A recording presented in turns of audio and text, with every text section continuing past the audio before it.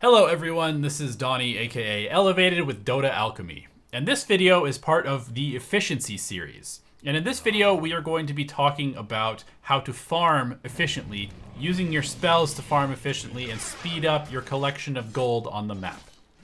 So the first thing that I want to get into is using your spells to farm and why you should do that. So obviously, heroes in Dota have a couple of different ways that they can do damage. They can use their spells, or they can right-click. And for most heroes in the early game, spells do much more damage than right-click. So it's actually faster to kill creeps with your spells. And when you include things like AoE, where spells hit multiple units at the same time, it's much more faster to use spells than it is to right-click each individual unit. So what that means is you can basically trade your mana for gold. And it saves you time and allows you to accumulate that gold more efficiently. It's almost like using electricity or technology to do tasks that we used to do manually a number of years ago. And I do want to point out that it is important to manage your mana efficiently as well, but that is a topic for another video. So in this one, just notice that when I am casting spells, I am doing things like tread switching, I am dropping my items when I'm using the shrine, and I do have clarities in my inventory that I'm using to refill my mana in a pretty efficient way as I am farming these camps. So the first concept that I want to introduce is what I'm calling priming a camp.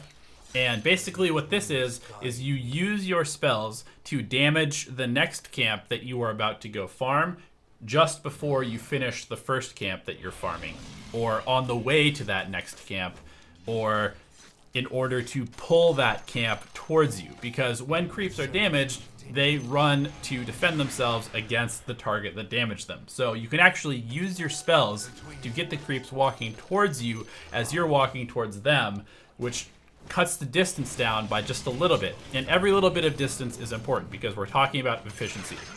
If you think about a hero like Anti-Mage, why Anti-Mage is considered basically the fastest farmer in the game once he gets Battle Fury is because he has such a low cooldown blink, so that he can skip a large portion of distance between each camp.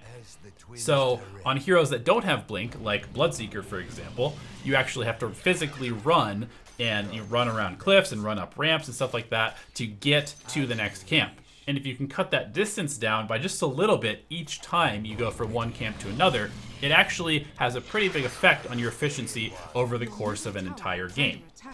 So you can see what's happening is that as I'm going to the next camp, I'm using my skill to do some damage, which actually cuts down on the amount of right clicks that I have to do to kill the next camp.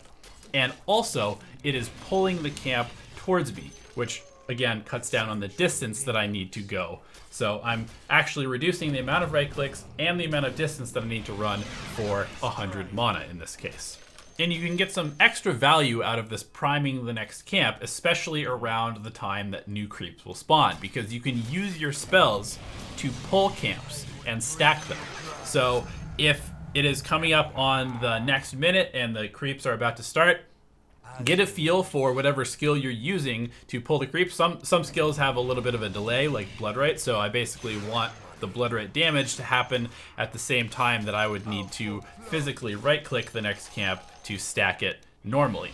So what's happening is that I'm basically using my spell to, again, cut the distance down. It's as if I was right-clicking the camp, but I'm just using a spell. And so I'm able to pull the creeps, even though I wouldn't be able to physically get there, which causes the camp to stack, and that further increases my efficiency. And the next bit of efficiency when farming comes from repositioning yourself. And this is something that requires you to be fully engaged in the action. So it's actually a really good tool to keep your focus high in a game of Dota as you're just kind of farming one camp to the next, where a lot of people tend to kind of go into autopilot mode. But if you are wanting to be as efficient as possible, then it's really important that you actually are moving your hero in between the attacks. And there's actually a video on the site where Jenkins talks about animation canceling and backswing canceling, and that's basically what I'm talking about. There's always a downtime between the attacks that your hero can do. There's an internal cooldown where your hero can't attack again, and you can use that time. Sometimes it's long, sometimes it's short, but every little bit counts, and you can use that time to reposition yourself, slightly towards the next camp and get maybe slightly farther away from the creeps that you're hitting, as long as you can still hit them. Or move slightly around some trees as you're going towards the next camp. But basically, it's just like using the spells to cut down the distance from one camp to another. You can use the small little bits of downtime between your right clicks to move slightly closer to the next camp that you want to go to. And again, this increases your efficiency. And as you're doing this, it's also really important to be targeting the right creeps. Depending on your hero, some heroes have abilities that target one creep or multiple creeps. And if we look at the example of Spectre, for example, you actually want to make sure that you kill the little creeps first. If you have Desolate leveled up, then it only does damage if there is a single creep. So if you're in a centaur camp, for example, you want to make sure that you target the small centaurs first, because that'll give you the most Desolate hits on the big centaur who has the most health.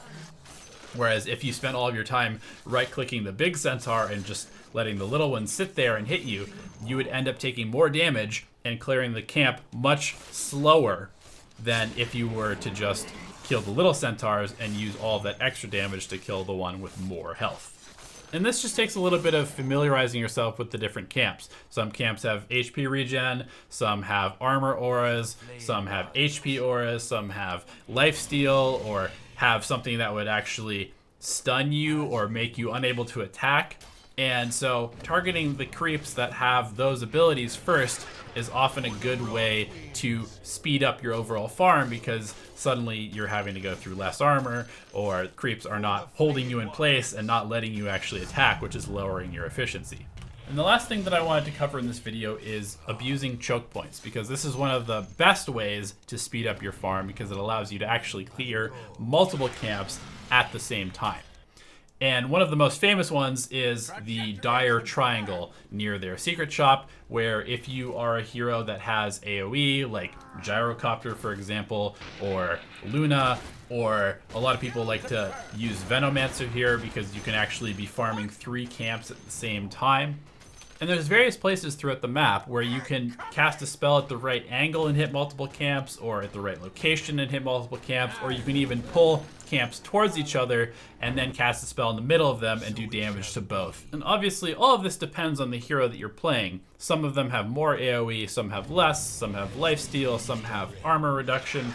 But the best thing that you can do to speed up your farm on your hero is just familiarize yourself with what the skills do and then experiment with them and see if they can actually help you farm faster, and whether it's actually worth it to trade that amount of mana for that amount of gold. It might not always be efficient to trade mana for gold, especially if it looks like you are about to get into a fight.